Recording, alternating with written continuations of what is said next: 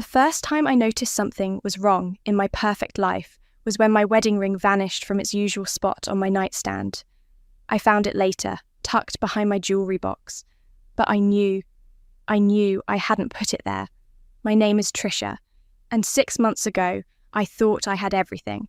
A beautiful home, a charming husband, and the kind of financial security most people only dream about. Now, I'm not so sure about any of it. Darling, are you sure you didn't just forget? Mark's voice was honey-sweet as he helped me search that morning. You've been under so much stress since your father passed. I hadn't been under stress. I'd been grieving, yes, but I was handling it well. I never put my ring behind things, Mark. You know that. He wrapped his arms around me, and I felt his chest rise with a gentle sigh. Maybe we should talk to someone, a professional. I don't need a therapist because I misplaced a ring, but it wasn't just the ring. Last week, my calendar showed appointments I never made. Yesterday, I found my car in a different spot in the garage. Small things that made me sound crazy when I said them out loud. The doorbell rang, and Mark's face lit up. That must be Mum. Greta swept in like she owned the place, her Hermes scarf trailing designer perfume. Trisha, darling, you look tired. Have you been sleeping? I'm fine, Greta. I forced a smile. Just busy with the foundation work. Oh yes, all those charity obligations. She settled onto our leather sofa, her eyes sharp despite her soft tone. It must be overwhelming, especially now that you're handling your father's estate. Mark brought coffee, and I watched as mother and son exchanged a look I couldn't quite read. Speaking of the estate, Greta continued, Mark tells me you've been a bit scattered lately. Scattered? I set my cup down harder than necessary. What does that mean? Mum's just concerned, Mark said quickly, like when you missed the hospital board meeting last week. I didn't miss. I stopped. I distinctly remembered crossing that meeting off my calendar because it had been rescheduled, hadn't it? And the incident with Pearl, Greta added gently. What incident with Pearl? Another loaded look between them. Sweetheart, Mark said, Pearl quit 2 weeks ago after your disagreement. My head spun. Pearl, our housekeeper of 3 years, hadn't quit. I'd spoken to her yesterday about the weekend schedule, hadn't I? I think you're confused, I said carefully. Pearl and I are fine. Oh, darling. Greta reached for my hand. I pulled back before she could touch me. It's okay to admit when things are becoming too much. We're family. That night, I couldn't sleep. I lay in bed listening to Mark's steady breathing, my mind racing. I got up and went to my study, pulling out my phone to call Pearl. No answer. I scrolled through my recent calls. No Pearl. No record of any calls to her number in the past 2 weeks. I opened my desk drawer and pulled out a fresh notebook. On the first page, I wrote the date and began listing everything I was certain about. My ring, the calendar, Pearl, the garage. Small things, but when I saw them written down, a pattern emerged. A floorboard creaked outside my study. I quickly shut the notebook and slipped it into my desk drawer. Can't sleep? Mark appeared in the doorway concerned. Perfect husband checking on his troubled wife. Just some foundation emails, I lied, closing my laptop. He kissed my forehead. Come to bed. You need rest. I followed him upstairs, but paused at the sound of voices. Greta was still here? At midnight? I crept closer to the guest room, where a sliver of light escaped beneath the door. Moving too fast, Greta whispered. We need to be patient. The trust fund stipulations, Mark's voice was barely audible.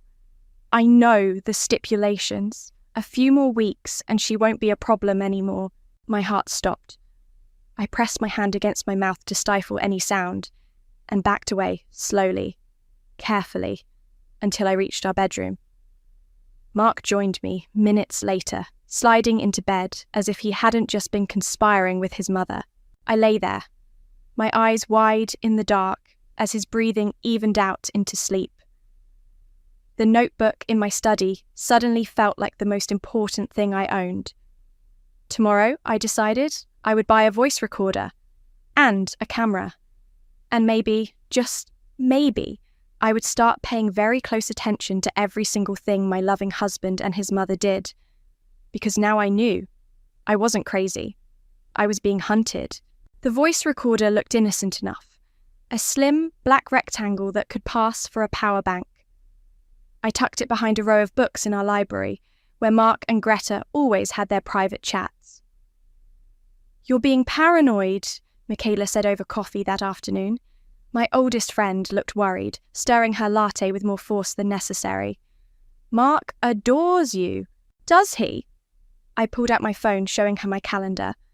"Look at these appointments. Doctor visits I never made. Lunch meetings that don't exist. Someone's been changing my schedule." She frowned, scrolling through the entries. Could it be a sync issue? A sync issue that only affects appointments, that would prove I'm scattered? I took my phone back. Mark keeps telling people I'm missing meetings. Important ones. That's... Michaela hesitated. "Have you considered that maybe... If you suggest I'm imagining things, I swear..." "No," she cut in. "I was going to say, have you considered that maybe this is abuse?" The word hung between us, heavy and ugly. Before I could respond, my phone buzzed with a text from Mark. "Don't forget your 3 p.m. with Dr. Jensen. Love you." I stared at the screen. "I don't have a..." Checking my calendar again, there it was. An appointment I'd never made with a psychiatrist I'd never heard of. "Okay," Michaela said slowly. "That's not normal." When I got home, Greta was waiting in the foyer. "Trisha, darling, I'm so glad I caught you. Did you make it to Dr. Jensen?" "There must have been a mix-up," I said carefully. "I didn't have an appointment today." Her face crumpled with concern. "Oh, sweetheart, this is exactly what we're worried about. You made that appointment last week, don't you remember? After the incident." "What incident?" "When you accused Pearl of stealing." Greta's voice was gentle, practiced. "You were so upset, throwing things..." "That never happened.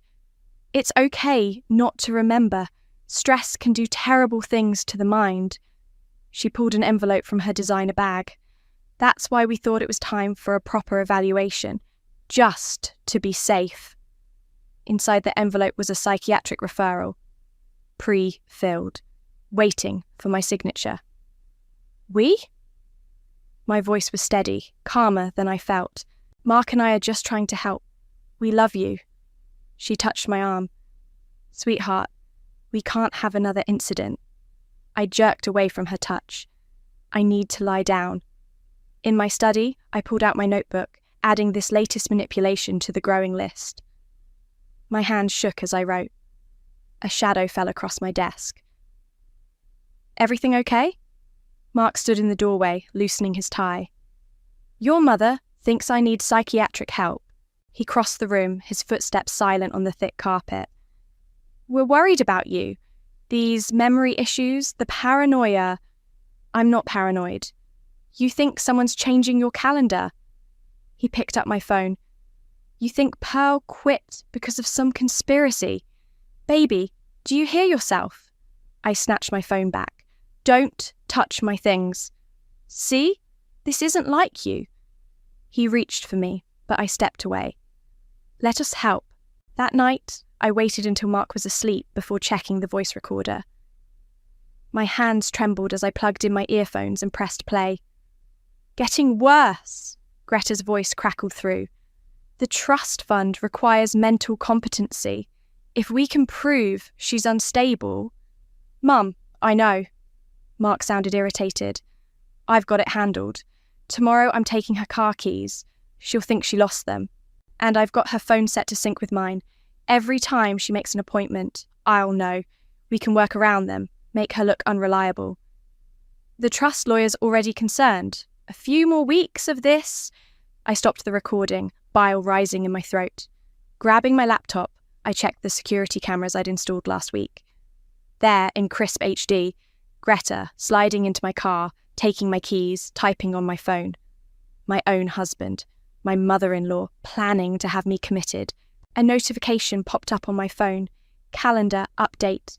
New appointment added. I watched in real time as my schedule rearranged itself. Appointments shifting, disappearing, multiplying. A perfect digital trail of a woman losing her grip on reality. My fingers hovered over the keyboard, ready to message Michaela everything. Then I stopped. No. If I was going to fight back, I needed to be smarter. Let them think their plan was working. Let them get confident. Because they'd forgotten one crucial thing. I wasn't just some rich man's daughter. I was Bruce Walsh's heir. And he hadn't raised me to go down without a fight. I closed my laptop and smiled in the dark. They wanted to play games? Fine. But they had no idea who they were really dealing with. My phone recorded everything now. Every conversation, every concerned comment from Mark, every manipulative moment with Greta. I kept it running constantly, tucked in my pocket or sitting innocently on tables. They never suspected a thing. I spoke with Remington today, Mark announced over dinner, casual as could be. He's worried about the Foundation's leadership. I took a sip of wine, playing dumb. Oh? Why's that? Well, with everything that's been happening... He reached across the table, squeezing my hand. He thinks maybe we should consider temporary measures. Just until you're feeling better? The recorder caught it all. His fake concern, the slight emphasis on temporary, the way his thumb stroked my wrist like I was a spooked animal. What kind of measures? Nothing dramatic. I just help manage things. The trust fund has provisions for situations like this. I bet it did. The doorbell rang the next morning while Mark was at work. Pearl stood on my doorstep, fidgeting with her purse strap. I had to come, she said, glancing over her shoulder. Mrs. Marshall, Greta, she called me last week. I ushered her into the kitchen, starting the coffee maker. My phone sat between us, recording. She wanted me to sign something. Pearl's hand shook as she accepted the coffee mug. A statement saying you attacked me during one of your episodes. Said I'd be well compensated. Did you sign it? Of course not. I've known you 5 years, Miss Tricia. You're the kindest person I know. She leaned forward. But they're planning something bad. I heard them talking when I was cleaning the library last month. About doctors and commitments and your father's money. I pulled out my notebook. Tell me everything you remember. Later that day, I met Michaela at her law office. She listened to the recordings, her expression darkening with each revelation. This is serious, Tricia. They're building a case for temporary guardianship. She tapped her pen against her desk. With the right doctor's evaluation and enough witness statements, they could have me committed. And once you're in, it's hell getting out. Especially if your husband has power of attorney. She started typing on her computer. We need to move fast. I'm calling Remington myself. No. I held up my hand. Not yet. I need more evidence. Something they can't explain away. You're playing a dangerous game. I'm winning it. That evening, I made a show of taking the fake anxiety medication Greta had given me. Mark watched with obvious satisfaction as I swallowed the pills. Good girl, he murmured, kissing my forehead. These will help you feel better. I waited until he was in the shower before checking his phone. He'd left it unlocked. He'd grown careless, confident in his victory. There it was, a text from Greta. Meeting W. Polish Dr. Jensen scheduled. My mom will handle her when she's fragile. I forwarded the message to myself, then deleted the evidence from his phone. In my study, I added it to my growing file of screenshots, recordings, and Pearl's written statement. The next morning, I played my part perfectly. Confused about appointments, slightly unfocused, just unstable enough to concern, but not enough to alarm. Mark ate it up. "Maybe we should cancel the charity gala next week," he suggested over breakfast. "You're not quite yourself." "No!" I injected panic into my voice. "I can handle it. Please, I need to feel normal." He exchanged looks with Greta, who dropped by again. "Well, if you're sure." "She should go," Greta said smoothly. "It'll be good to have witnesses. I mean, good for her to socialise." My phone buzzed. Michaela had found something. "Dr. Jensen has a history," her text read. 3 cases of suspicious commitments in the past 2 years. All wealthy women, all with controlling husbands." I deleted the message immediately.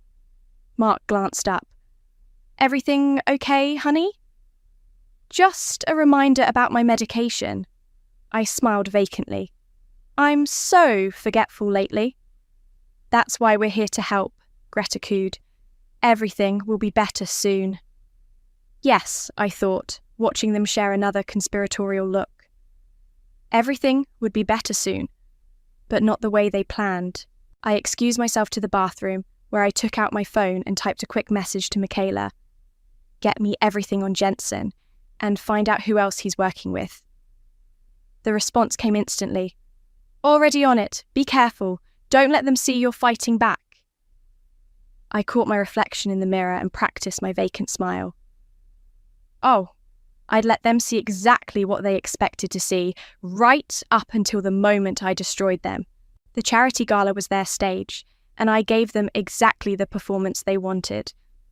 I wandered through the crowd at the art museum, slightly dishevelled, my designer dress just a touch wrinkled. Every now and then I'd stop mid-sentence, looking confused. "Poor thing," I heard someone whisper as I passed. "She's never been the same since her father died." Mark played his role perfectly, the devoted husband managing his unstable wife. He kept his arm around me, steering me away from important conversations, jumping in whenever I spoke. "Darling, you're thinking of last year's events," he'd say smoothly when I mentioned a detail he didn't like. "Remember? Dr. Jensen said these memory lapses might happen." I watched the sympathetic nods, the knowing looks. Every reaction was another brick in the wall they were building around me. "Mark," I said loudly enough for nearby guests to hear, "have you seen my phone? I can't remember where I put it." He pulled it from his pocket. "You gave it to me for safekeeping, sweetheart, after the incident this morning." There had been no incident, but now a dozen witnesses had seen me confused about my phone and my caring husband taking care of me. Greta worked the room like a pro, her voice carrying just enough for others to hear. "We're doing everything we can for her. The doctors are optimistic, but you know how these things can be." During dinner, I deliberately used the wrong fork, then burst into tears when someone mentioned my father's name. Mark escorted me to the bathroom, where I caught him texting rapidly. Back at our table, Greta slipped something into my purse. I knew, without looking, it was another bottle of fake medication. "Your anxiety seems worse tonight," she said loudly. "Did you take your pills?" I fumbled with my purse, letting the bottle drop and roll across the floor.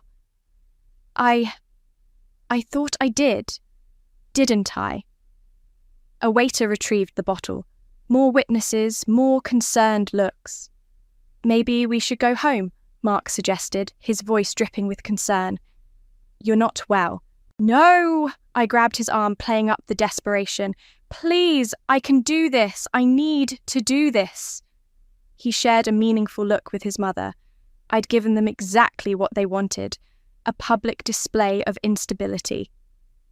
Later that night, while Mark was in the shower, I checked my email.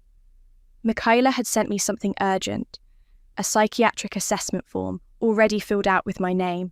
My hands shook as I read it. According to this document, I was suffering from paranoid delusions, specifically the belief that my husband was trying to steal my inheritance. It detailed incidents that never happened, medications I'd never taken, and patterns of behaviour I'd never exhibited. The form was dated for next week's appointment, the one I hadn't even had yet. I forwarded the document to my secure email account and deleted all traces just as Mark came out of the bathroom. "You seemed a bit overwhelmed tonight," he said, sliding into bed beside me. Did I? I kept my voice small, uncertain. "Everything's just so fuzzy sometimes." He pulled me close, and I forced myself not to stiffen. "That's why we're getting you help. Dr. Jensen is the best. He'll know exactly what to do." "I'm sure he will," I thought, remembering the pre-written assessment. The next morning, I met Michaela in a coffee shop across town. I told Mark I was getting my hair done, something he could easily verify later when I came home with a slightly different style. "They're moving faster than we thought," Michaela said, sliding the printed assessment across the table. "This isn't just about control anymore. They're building a paper trail." "Good," I said, taking a sip of my coffee. "Let them." "Good. Trisha, they're trying to have you committed, and every piece of evidence they create is another nail in their coffin." I pulled out my phone, showing her the recordings from the gala. "I've got them coaching each other on what to say, discussing their plans, even admitting to the fake medication. But the assessment proves they're working with Jensen, that this whole thing is premeditated." I smiled. "They think they're documenting my instability. They're actually documenting their own conspiracy." Michaela stared at me for a long moment. "You're scary sometimes, you know that?" "I learned from the best." I thought of my father, his lessons about business and betrayal. "Never let them see you coming," he used to say. My phone buzzed, a text from Mark. "Where are you? Mum's here for lunch?" "Time to go play crazy," I said, standing up. "Make sure everything's ready for next week. When they make their move, I want to be ready to make mine." "Be careful," Michaela called after me. I turned back, my smile sharp as a blade. "Oh, I'm not the one who needs to be careful." Dr. Jensen's office was exactly what you'd expect.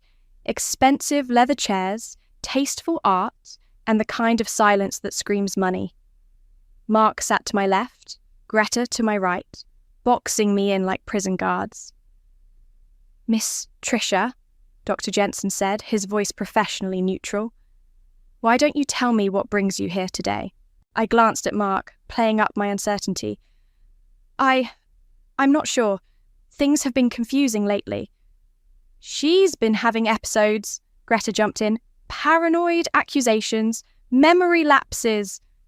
"Please, Mrs. Marshall," Jensen held up his hand. "Let Trisha speak." I twisted my hands in my lap, the picture of nervous energy. "Sometimes I forget things, or I think things happened that didn't happen. At least, that's what they tell me." "What kind of things?" "She accused our housekeeper of stealing," Mark said quickly, had a complete breakdown over it. Jensen made a note. "And how did that make you feel, Trisha?" "I remember it differently," I whispered, "but Mark says I'm wrong. He's probably right. He's always right." Greta dabbed at her eyes with a monogrammed handkerchief. "It's been horrible watching her decline. Ever since her father died." "I see." Jensen opened a file. "I have some concerning reports here about your behaviour." "Reports?" I let my voice shake. "What reports?" "Various incidents, missing appointments, public outbursts, paranoid accusations about your husband stealing your money." I stopped, looking confused. "Did I?" Mark squeezed my hand. "It's okay, honey. That's why we're here." I pulled away, standing suddenly. "I need some air." "Trisha," Greta's voice was sharp, "sit down." "Please," Jensen said calmly. "Take a moment if you need it, but I'd like you to stay. There's something we need to discuss." I sat back down, perching on the edge of my chair like a frightened bird. "I've reviewed your case thoroughly," Jensen continued. "The incidents, the testimonies, your family's concerns." He paused, shuffling some papers. "Actually, I've already seen the material Miss Walsh sent me." The room went still. What material? Mark's voice had lost its gentle concern. Jensen pulled out a USB drive. Quite extensive documentation. Audio recordings, video footage, sworn statements, even some interesting text messages about medication and manufactured incidents. Greta's face went white. That's ridiculous. She's clearly manipulating, including, Jensen cut in, a pre-written psychiatric assessment with my signature. Dated for today. He turned to me. Would you like to drop the act now, Tricia? I straightened in my chair, my voice clear and strong. Yes, I would. This is absurd, Mark stood up. She's sick. She needs help. The only sick thing here, I said, is how long you thought you could get away with this. Greta's face twisted with rage. You little... Mrs. Marshall, Jensen interrupted. I'd sit down if I were you. The police officers outside would love an excuse to come in early. Police? Mark's voice cracked. Conspiracy to commit fraud, I said. Attempted illegal confinement. Psychological abuse. Should I go on? You can't prove anything, Greta snarled. I pulled out my phone, playing a recording. Mark's voice discussing fake medication. Greta planning false testimonies. I have hundreds of hours like this, I said. Every conversation, every plan, every lie. Did you really think I was that easy to break? Mark, Greta turned to her son. Do something. He tried one last time. Baby, you're confused. This paranoia... No. I stood up, looking down at them both. I was paying attention. You just never saw me coming. The door opened. Remington, my trust's lawyer, walked in with 2 police officers. Dr. Jensen, one officer said, you have everything you need? Jensen nodded, handling them a thick file. Including their attempt to bribe me last week to falsify medical records. You set us up, Greta whispered. No, I corrected her. You set yourselves up. I just kept very, very good records. Mark lunged for me, but the officers were faster. As they cuffed him, he kept screaming that I was crazy, that I needed help, that he was trying to save me. The only thing crazy, I said, watching them lead him away, was thinking you could outsmart me. Greta was next, fighting and screaming as they escorted her out. I stayed in Jensen's office, listening to her threats echo down the hallway. You did well, Jensen said quietly. In 30 years, I've never seen someone handle a gaslighting attempt quite like this. I gathered my purse, suddenly exhausted. They forgot one thing. What's that? I'm my father's daughter. I smiled, but there was no warmth in it. And he taught me to always record everything. The police station's interview room was cold, but I felt nothing but warmth watching Mark and Greta squirm on the security monitor. They'd been separated, each trying desperately to salvage their story.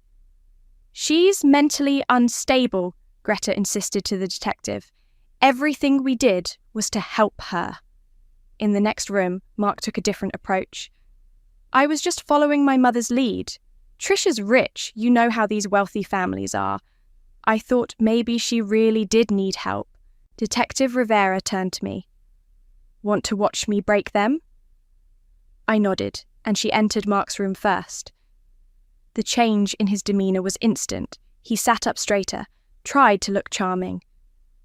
Let's talk about the medication, Rivera said, dropping an evidence bag on the table. The pills your mother supplied. Our lab found interesting results. Mark's face fell. I don't know anything about placebos, Rivera cut in. Designed to look like prescription anti-anxiety medication.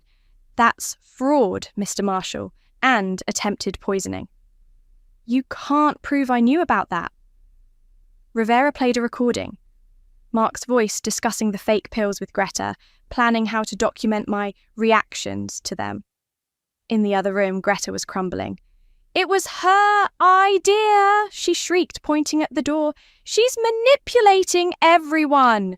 With evidence that predates any of your claims? Rivera's partner asked. The timestamps on her recordings go back months. Your first complaint about her mental health was conveniently right after she inherited the trust fund. I watched Greta's face contort. That money should have been Mark's. She doesn't deserve it. And there it is, Michaela said beside me. The real motive. Rivera returned to us looking satisfied. We've got them. The DA's already drawing up charges. Conspiracy, fraud, attempted false imprisonment. They're looking at serious time. I want to talk to them, I said. Tricia, no, Michaela grabbed my arm. Let the lawyers handle this.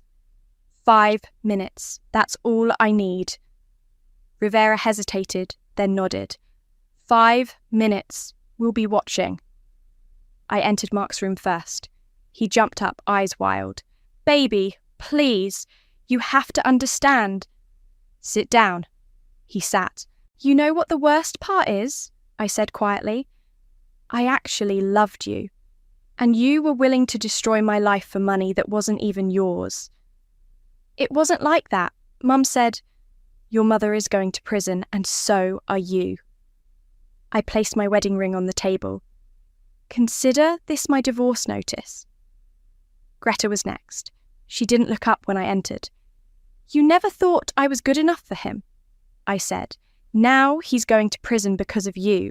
He deserved that money, she spat. We had a plan. Yes, you did. A stupid, obvious plan that I caught on to immediately. I leaned closer. Want to know your biggest mistake? She finally met my eyes. You thought money made me soft? But money didn't make me. My father did. And he taught me to spot snakes like you from a mile away. Back in the observation room, Rivera handed me a stack of papers.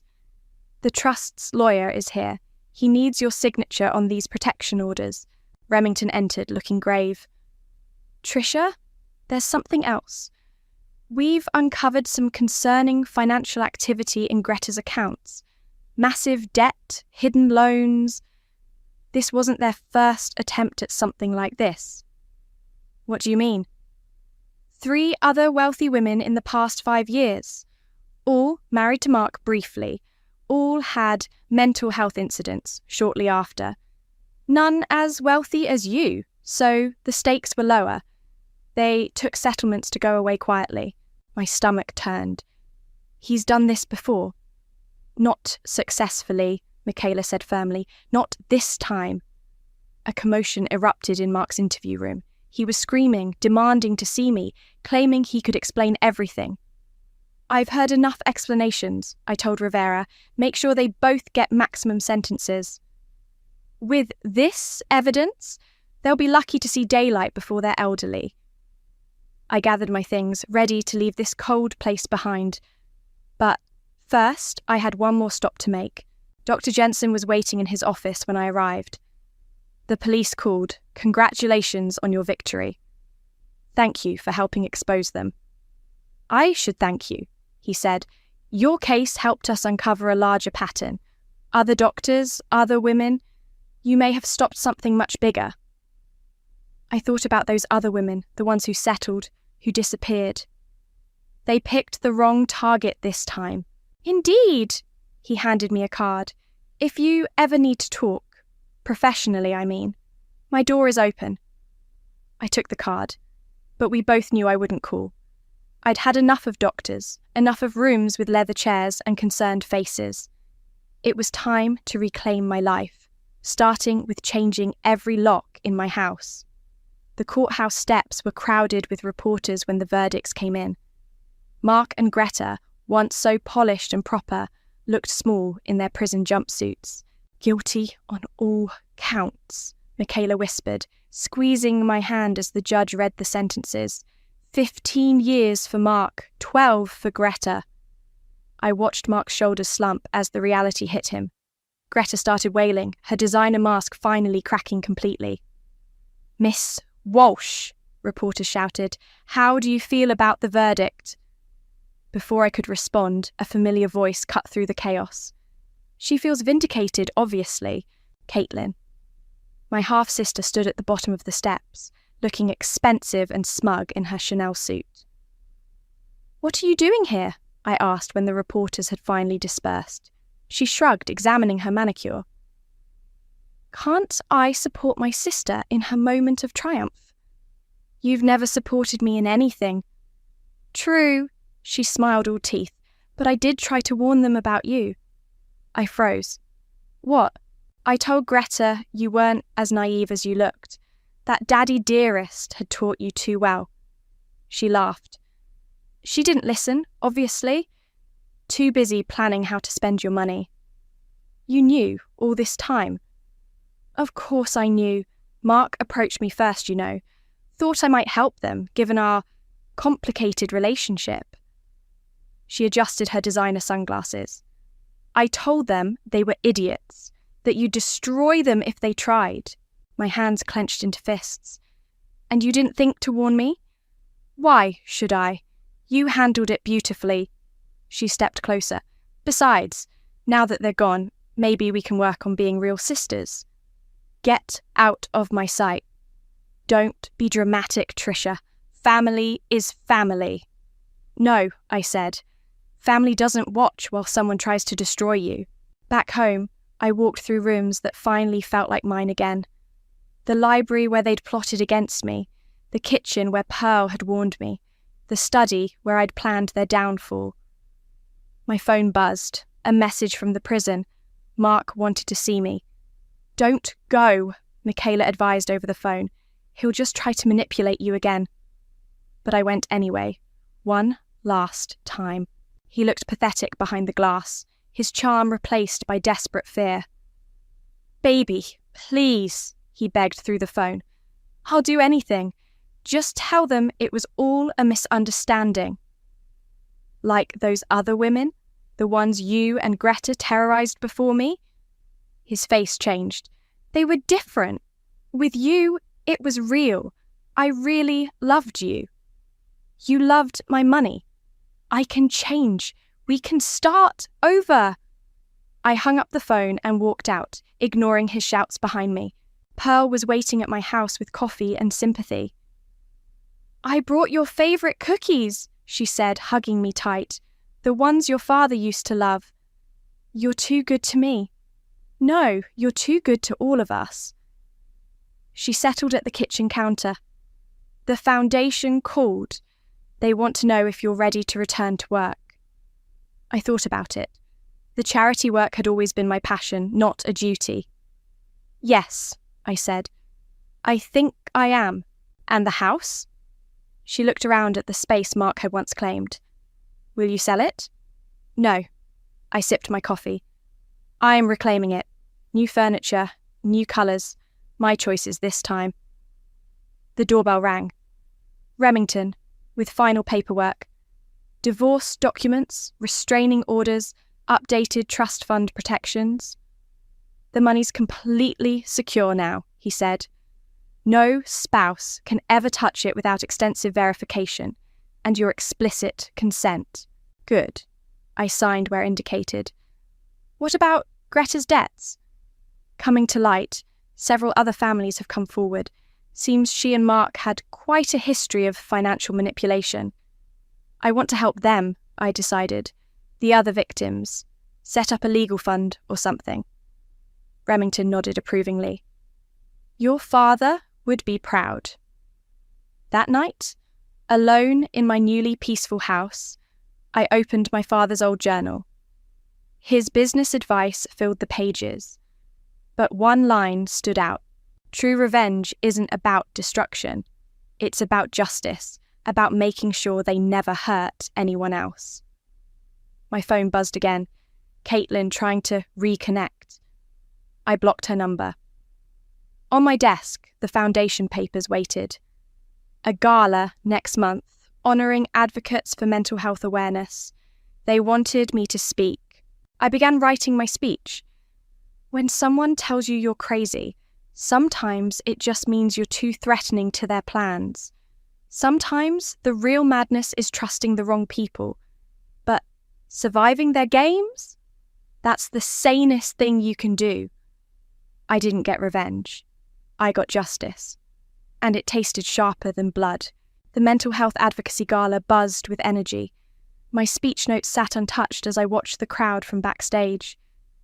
Among the guests were 3 women I'd never met, but knew intimately. Mark's previous victims, all were here tonight. Ready? Michaela appeared beside me in a shimmer of blue silk. The press is already calling this the event of the season. I'm ready. I smoothed my black dress. Did you see the latest letter from Mark? The one where he claims he's found God and wants forgiveness. She rolled her eyes. Please tell me you burned it. Better. I sent copies to the parole board and his prison therapist. Let them see how he's still trying to manipulate people. The lights dimmed. My cue. Ladies and gentlemen, the host announced, please welcome our keynote speaker, Tricia Walsh. The spotlight felt warm as I took the podium. In the front row, Pearl dabbed her eyes with a tissue. Behind her, Dr. Jensen nodded encouragingly. When I was a little girl, I began, my father taught me to trust my instincts, to keep records, to always have proof. I never understood why until the day my husband and mother-in-law tried to have me committed. The room went silent. They almost succeeded. They had doctors lined up, false witnesses ready, even fake medication to make me seem unstable. But they forgot one thing. Gaslighting only works if you don't see the gas. I spotted one of Mark's previous wives in the audience, nodding slowly. Tonight isn't about revenge. It's about recognition. Recognition that emotional abuse leaves scars deeper than any physical wound. Recognition that sometimes the people closest to us can be our greatest threat. And recognition that surviving doesn't make you paranoid, it makes you powerful.